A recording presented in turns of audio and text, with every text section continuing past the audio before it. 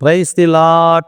ஆண்டவரும் இரட்சகருமாகிய இயேசு கிறிஸ்து நிலையேற பெற்ற நாமத்தினாலே இந்த நாளிலும் மீண்டுமாய் உங்களை இந்த வாய்ஸ் ஆஃப் குட் ஷெப்பர்ட் மூலியமாய் சந்திப்பதில் மிக்க மிக்க மகிழ்ச்சி அடைகிறேன். எப்படி இருக்கிறீங்க? நல்லா இருக்கிறீங்களா? தேவனாகிய கர்த்தர் உங்களை ஆசீர்வதிப்பாராக. என்னுடைய செய்தி உங்கள் அனைவருக்கும் பிரயோஜனமாக இருக்கும் என்று சொல்லி நான் கர்த்தருக்குள் விசுவாசிக்கிறேன். கர்த்தர் ஆசீர்வதிப்பாராக. இந்த வேளையிலும் கூட எரேமியாவின் புஸ்தகம் 2வது அதிகாரத்திலே 6ஆம் வசனம் சொல்லுகிறது, என்னை விட்டு தூரப்பட்டு மாயை பின்பற்றி வீணராய் போகிறதற்கு என்னிடத்தில் என்ன அநியாயத்தை கண்டார்கள். அல்லேலூயா. ஆண்டு சொல்றாரு, பிரியமானவர்களே, என்னை விட்டு நீங்கள் தூரம் போய் மாயையை பின்பற்றுவதற்கு என்கிட்ட என்ன அநியாயத்தை கண்டீர்கள். இயேசு கிறிஸ்துவினிடத்தில் நீங்கள் என்ன அநியாயத்தை கண்டீர்கள்? அவர் என்ன லஞ்சம் வாங்கினாரா? இல்லை அவர் விபசாரம் பண்ணினாரா? இல்லை அவர் கத்தியும் கொடுவாலம் வச்சுக்கிட்டு நாக்க தொங்க போட்டுக்கிட்டு என்கிட்ட வாங்க, இவனை வெட்டிடுவேன், குத்துருவேன், இதை பண்ணிடுவேன், அதை பண்ணிடுன்னு சொன்னாரா? இயேசு என்று சொன்னால் அன்பின் தெய்வம். ஹல்லேலூயா.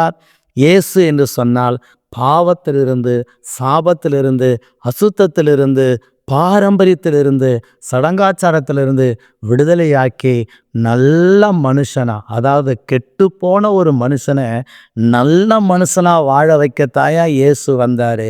ஆனால் இன்னைக்கு எத்தனை படிப்பாளிங்க, எத்தனை அறிவாளிங்க, பெரிய பெரிய பதவியில் இருக்கிறாங்க, அவங்களுக்கு கூட சரியான மைண்டு கிடையாது. இயேசு எப்படிப்பட்ட தியாகமாக இந்த உலகத்தில் மனுஷனுக்காக பாடுபட்டான்னு சிந்திக்கிறது கிடையாது. ஏன்னா ஜாதி, பாரம்பரியம், சடங்காச்சாரம், பிசாசு மைண்டை போட்டி நல்லா என்ன பண்ணி வச்சிருக்கிறான்? பிசாசு கட்டி வச்சிருக்கிறான். கட்டி வச்சிருக்கிறதுனால தான் ஒன்றுத்துக்கும் உதவாத, ரட்சிக்க மாட்டாத, வாய் திறந்து பேசாத, கண்ணு திறந்து பார்க்காத, காது கொடுத்து கேட்காத, நடக்காதத மனுஷன் நம்பி வீணாய் போய் கொண்டிருக்கிறாங்க. வீணாய் போய் கொண்டிருக்கிறாங்க. இந்த சத்தியம் உண்மையானது. பிரியமானவர்களே, உங்கள் வாழ்க்கையில் ஆண்டவர் சொன்னார், இயேசுவை விட்டு தூரம் போய் அநியாயத்தை செய்ததற்கு அவர்கிட்ட என்ன அநியாயத்தை கண்டீங்க? என்ன அநியாயம்? 100க்கு 100 பரிசுத்தமான கடவுள் இயேசு கிறிஸ்து. 100க்கு 100 உண்மையை பேசின கடவுள் இயேசு கிறிஸ்து. அவர் எப்படி நடந்தாரோ, அவர் எப்படி பேசினாரோ அதன்படி நடந்து வாழ்ந்த தெய்வம் இயேசு கிறிஸ்துங்க. அந்த இயேசு கிறிஸ்துவை நீங்கள் நம்பும்போது கர்த்தர் உங்களை ஆசீர்வதிப்பாராக. ஆண்டவர் அதே எரேமியாவின் புஸ்தகத்தில் 2வது அதிகாரத்தில் 7வது வசனம், அழகான ஒரு வசனம், செழிப்பான தேசத்தின் கனியையும் நன்மையும் சாப்பிடும்படிக்கு நான் உங்களை அவ்விடத்திற்கு அழைத்து கொண்டு வந்தேன். ஆனாலும் நீங்கள் அதற்குள் பிரவேசித்த போது என் தேசத்தை தீட்டுப்படுத்தி என் சுதந்திரத்தை அருவருப்பாக்கினீர்கள். பிரியமானவர்களே, ஆண்டவர் சொன்னார், தேசத்தில் கனியையும் நன்மையை செய்யும்படி உங்களுக்கு நான் வழிகாட்ட வந்தா நீங்கள் என்னன்னா உங்கள் வழி என்ன பண்ணுறீங்க? தெரிஞ்சுக்கிட்டு ஓடுறீங்க. அதான் கிராமத்தில் ஒன்று சொல்லுவாங்க, பன்னியை கூப்பிட்டு எவ்வளோதான் சுத்தம் பண்ணி வாஷ் பண்ணி எவ்வளோதான் அதுக்கு முட்டைக்கோசெல்லாம் போட்டு நல்ல பெட்டு போட்டு நல்ல பாதுகாப்பான இடத்துல அதை வச்சாலும் கேட்ட திறந்து விட்ட உடனே அது என்ன பண்ணு தெரியுமா? ஓட சாக்கடையை தேடி அங்கே போய் 2 புரண்டு உருண்டாதான் அதுக்கு தெரியும். ஆனால் அது எவ்வளோ நாத்தமடித்த இடம், அது எவ்வளோ அசுத்தமான இடம் என்று சொல்லி அதுக்கு தெரிவது கிடையாது.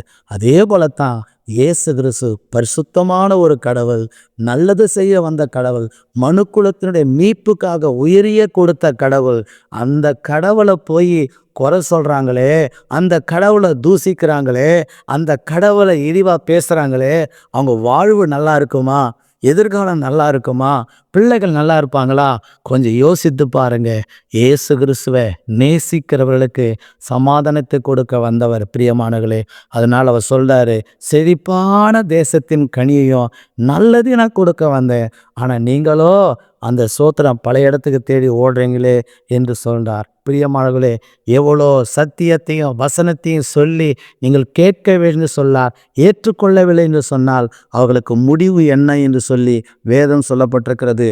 அதே எரேமியாவின் புஸ்தகம் 2ஆம் அதிகாரத்தில் 19ஆம் வசனம் சொல்லுது, உன் தீமை உன்னை தண்டிக்கும், உன் மாறுபாடுகள் உன்னை கண்டிக்கும். நீ உன் தேவனாகிய கர்த்தரை விடுகிறதும் என்னை பற்றும் பயம் உன்னிடத்தில் இல்லாதிருக்கிறதும் எத்தனை பொல்லாப்பும் கசப்புமான காரியம் என்று உணர்ந்து கொள் என்று சேனைகளின் கர்த்தராகிய ஆண்டவராகிய இயேசு கிறிஸ்து சொல்லுகிறார். அல்லேலூயா. பிரியமானவர்களே, நீங்கள் உங்கள் இஷ்டத்தின்படி தீமை செஞ்சீங்கன்னா உங்கள் தீமை உங்களை தண்டிக்குமா? நீங்கள் செய்கிற தீமை உங்கள் பிள்ளைங்களை பாதிக்கும்.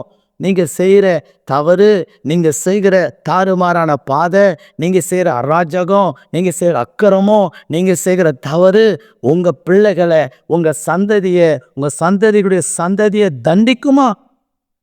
அது சாபமாய் வந்து சேருமா?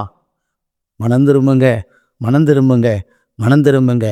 உலக தெய்வம், உலக இரட்சகர் இயேசு கிறிஸ்து மட்டும்தாங்க. அவரை நம்புங்க, விசுவாசிங்க. கர்த்தர் உங்களை ஆசீர்வதித்து தேவன் மேன்மைப்படுத்துவார். பிரியமானவர்களே, உங்கள் தீமை உங்களை தண்டிப்பதற்கு முன்பாக, உங்கள் பாவம் உங்களை கண்டிப்பதற்கு முன்பாக அதிலிருந்து வெளியே வாங்க. உண்மையான தெய்வத்தை நம்புங்க, இயேசு கிறிஸ்துவை நம்புங்க. பயங்கரமான இந்த வைராக்கியமான குடும்பத்தில் வாழ்ந்தவன், இயேசுவை பிடிக்காத ஒரு வாழ்க்கை வாழ்ந்தவன், எங்கள் வாழ்க்கையில் பில்லி சுனித்தின மந்திரவாதத்தில் கட்டப்பட்டு நான் வணங்கின தெய்வம் போய் நாங்கள் கேட்கும்போது சோத்திரம், அந்த தெய்வம் சொன்ன காரியம் என்ன தெரியுமா? சாமி ஆடுவாங்க சொல்லுங்களே, அது மாதிரி ஆடி சொன்னது என்ன தெரியுமா? சோத்திரம், ஒரு பெரிய மந்திரவாதி என் வாயையும் என் கையும் கட்டிட்டான், உங்களுக்கு ஒன்றும் உதவி செய்ய முடியாது என்று சொல்லி யோசித்த ஒரு மனிதன், ஒரு மந்திரவாதி ஒரு சாமியை வாயும் கையும் கட்டும்போது அது அடங்குதுன்னா அது தெய்வமாக இருக்குமா? தெய்வம் என்று சொன்னால் சகல அதிகாரமும் படைத்ததாக இருக்கணும். அதுதான் தெய்வம். அந்த சகல அதிகாரம் படைத்தவர் யார்? ஆண்டவராகிய இயேசு கிறிஸ்து ஒருவர் மாத்திரமே. அவரை தவிர உலகத்தில் தெய்வமே கிடையாது. இதை நம்பி விசுவாசித்து ஏற்றுக்கொண்டா நித்திய பரலோகம் சுதந்திரம் அடைவீங்க. கர்த்தர் உங்களை ஆசீர்வதிப்பாராக. உங்களுக்காக நான் ஜெபிக்கிறேன். பரிசுத்தமுள்ள நல்ல பிதாவே, இந்த நல்ல நாளுக்காக நன்றி செலுத்துகிறோம். இந்த நாளில் கூட ராஜா, சத்தியத்தை சத்தியம் என்று விதைங்கன்னு நீங்கள் சொல்லியிருக்கிறீங்கப்பா. உங்களுடைய சத்தியத்தை நான் விதைத்து விட்டேன். இது பல மடங்கு, 100 மடங்கு பலன் தர வேண்டும் என்று நான் சோதரிக்கிறேன். உங்கள் கரத்தில் தாழ்த்தி ஒப்பு கொடுக்கிறேன். பெரிய காரியம் செய்யும். ஆசீர்வதியும். இயேசுவின் நாமத்தில் கேட்கிறோம் பிதாவே. ஆமேன், ஆமேன், ஆமேன். God bless you. கர்த்தர் உங்களை யாவரையும் ஆசீர்வதிப்பாராக. ஆமேன்.